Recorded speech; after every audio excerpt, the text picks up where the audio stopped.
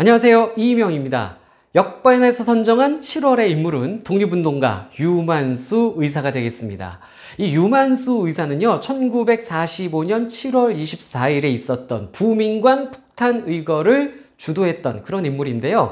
이 부민관 폭탄 의거에 대해서는 제가 지금으로부터 한 1년 전쯤에 설명을 드린 바가 있어요. 영상을 올려드린 적이 있는데 그때 그 영상은 조문기 의사를 설명드리는 영상이었습니다. 그 영상 속에서 부민관 폭탄 의거를 말씀드렸었습니다. 그 조문기 의사, 그 다음에 강윤국 의사와 함께 오늘 말씀드리는 유만수 의사가 부민관 폭탄 의거를 성공시켰는데요. 이 부민관 폭탄 의거에 대해서 이번 시간에도 잠깐 말씀을 드리고 출발해 보도록 할게요. 일단 이 부민관이라는 것은요, 일제강점기 일제가 서울에 만들어 놨던 극장입니다. 극장 이름인데요. 그런데 이 극장 건물이 광복 이후에는 국립극장으로 활용이 되다가 또 국회의사당으로도 활용이 됐습니다. 그런데 우리가 여의도의 국회의사당을 새로 만들게 되면서 이 건물은 이후 시민회관, 그 다음에 세종문화회관 별관이라는 이름으로 계속 극장으로 활용이 됐어요. 지금 현재는 서울특별시의회 본관으로 활용이 되고 있습니다. 자, 이 건물에서 45년 7월 24일 폭탄 의거가 있었던 건데요. 그렇다면 45년 7월 24일에 왜 우리의 유만수 의사 등 이 독립운동가들이 왜 그날 여기서 폭탄을 터뜨렸냐라는 거예요. 자, 당시 45년 7월 24일에는요, 이 건물 부민관에서 아시아 민족 분격 대회라는 대회가 개최되게 되었습니다. 그 대회 때문에 폭탄을 터뜨린 건데, 그렇다면 이 아시아 민족 분격 대회는 또 뭐냐? 이 대회는요, 친일파 박춘금이라는 인물이 주도해서 계획해서 열었던 대회예요. 자, 그럼 여기서 또 박춘금은 누구냐? 박춘금은 엄청난 친일파인데요. 일제강점기 일본에서 깡패 생활했었던 친일파입니다. 불량배 그 조폭 생활을 했었고요. 그 다음에 야쿠자 활동도 했었던 그런 인물이에요.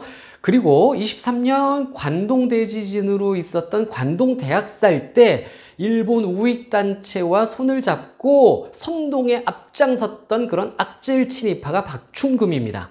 일본 정치인들과도 친하게 지내면서 급기야 일본 국회의원까지 했었던 바로 그런 인물이에요. 그런 인물이 또 국내에 와서 친일 활동을 하면서 대의당이라는 당을 조직하게 되는데, 이 대의당의 창당대회로 열었던 것이 바로 이 아시아 민족 분격 대회였습니다.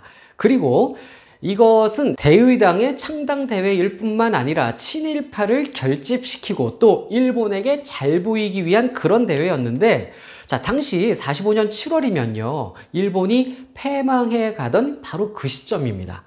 8월에 망할 거잖아요. 그런데 자, 45년 7월에 박춘금이 이 대회를 여는 의도는 뭐냐면요, 일단 친일파를 결집시키면서 일본이 아직 건재하다, 망하지 않을 것이다 라는 것을 보여주면서 한국인들을 더욱더 일본 전쟁터로 동원하려는 그러한 대회를 열면서 또 일본에게 잘 보이려고 했던 겁니다. 그래서 박춘금은요, 이 대회를 열면서 당시 일본 총독이었던, 조선 총독으로 와 있던 아베 노부유키 총독까지 초대를 합니다. 그래서 이 당시 조선 총독이었던 아베 노부유키가 이 대회에 함께 참여를 합니다. 이 아베 노부유키는 조선 마지막 총독이에요. 일본에서 조선에 파견한 마지막 조선 총독이었고요.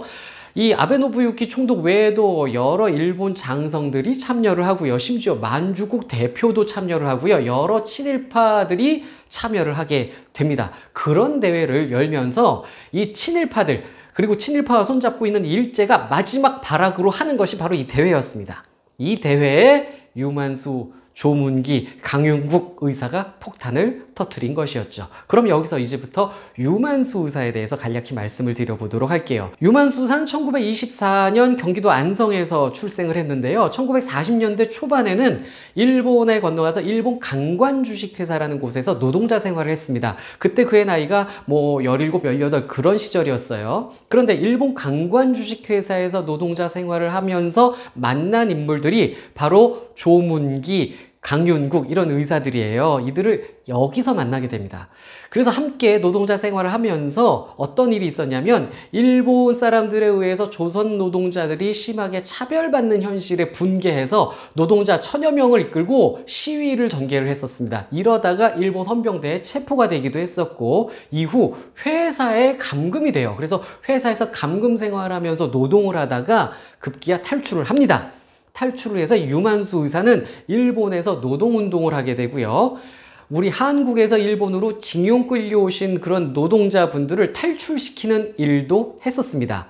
그리고 44년에 한국에 와서 이제 본격적인 독립운동을 전개를 하게 돼요. 44년부터 이 한국에서 일본 요인들, 그 다음에 친일파들을 암살하거나 처단하기 위한 본격적인 활동을 계획하면서 만든 단체가 45년에 출범하는 대한애국청년단이었습니다. 바로 이 대한애국청년단에 함께한 인물들이 조문기, 강윤국 의사였고요.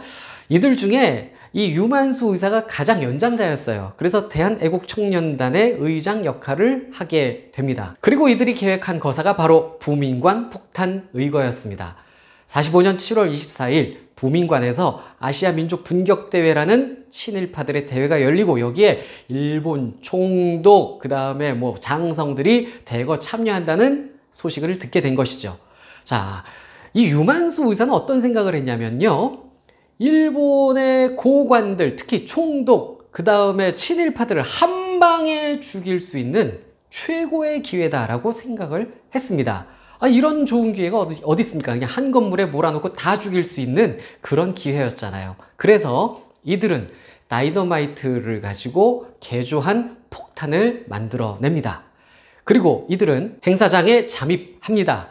유만수 의사는 강당 아래에서 폭탄을 설치를 했고요. 그 다음에 조문기, 강윤국 의사가 화장실에 폭탄을 설치를 했습니다. 그리고 이 폭탄들이 터졌습니다. 행사가 시작될 때 폭탄이 터졌고요. 그리고 이 폭탄이 터지게 되면서 행사장은 아수라장이 됐어요. 박중금이 계획했던 아시아 민족 분격 대회는 무산될 수밖에 없었고요. 한 명이 사망하고 수십 명이 부상을 당하는 그런 의거가 성공적으로 폭탄이 터졌습니다. 이렇게 폭탄이 터지자 일본 경찰들은 폭탄을 터뜨린 인물들을 잡아내려 했으나 이미 유만수, 조문기, 강윤국 의사는 행사장을 빠져나간 상황이었습니다. 이후 박춘금은요, 자기 사비까지 털어서 범인을 잡아내야 되겠다라고 난리를 쳤지만 못 잡았습니다. 이내 곧 광복이 돼버렸거든요. 그리고 이 사건은요, 당시에는 크게 알려지지 않았었어요. 왜냐하면 일본이 보도 통제를 해가지고 이렇게 막 보도가 크게 되거나 그러진 않았었습니다. 그래서 당시 많은 사람들이 잘 모르고 지나갔다가 훗날 이것이 밝혀진 그런 사건이고요.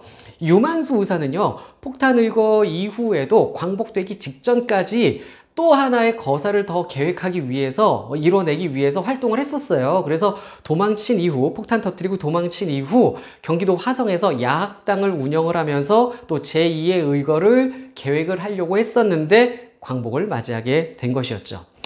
광복 이후에는요, 조문기 의사와 유만수 의사가 이승만 정권의 탄압을 받았습니다. 그래서 이승만 정권에 좀 반대하는 모습을 보였기 때문에 이승만 암살 사건에 연루가 돼서 정치적 탄압을 받다가 1975년 51세 나이로 유만수 의사는 세상을 떠나셨다, 이렇게 알려져 있습니다. 자, 이렇게 이번 시간에는 젊은 시절 강렬하게 독립운동을 불꽃처럼 했었던 유만수 의사에 대해서 짧게나마 알려드리고 기억해보는 그런 시간 가져봤습니다.